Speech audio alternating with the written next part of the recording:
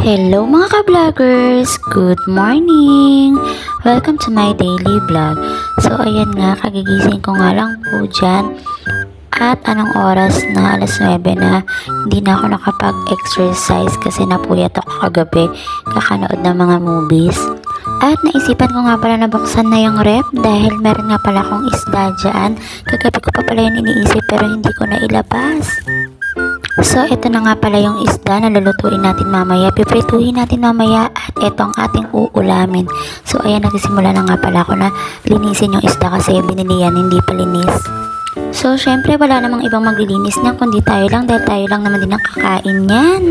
At ito na nga, dalawa nga lang muna ang aking kinuha dahil dalawa lang naman nga kami.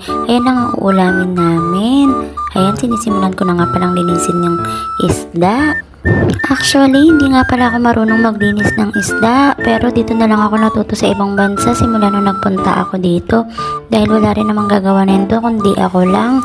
Ako lang din naman nakakain, kaya kailangan ako lang din naman maglilinis ng mga uulamin ko. At ibabalik ko na nga pala tong isda sa rep dahil mauulam ko pa to ng ilang araw.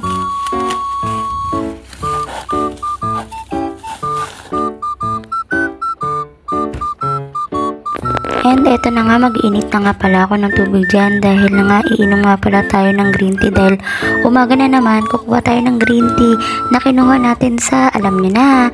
At eto na nga, nilalagay ko na nga yung green tea habang tulog pa yung aking isang kasama.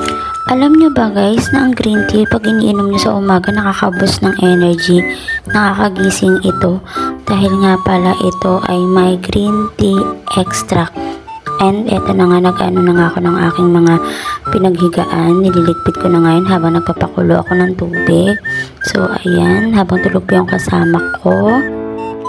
Tapos na ang mainit na tubig at ilalagay na natin siya dahil kailangan yung mainit na mainit para pag hinigop natin ay masarap. Habang umiinom nga pala ako ng green tea, naisipan kong ilabas itong pechay dahil kasama nga pala ito sa uulamin namin. So, yun lang guys. Thank you!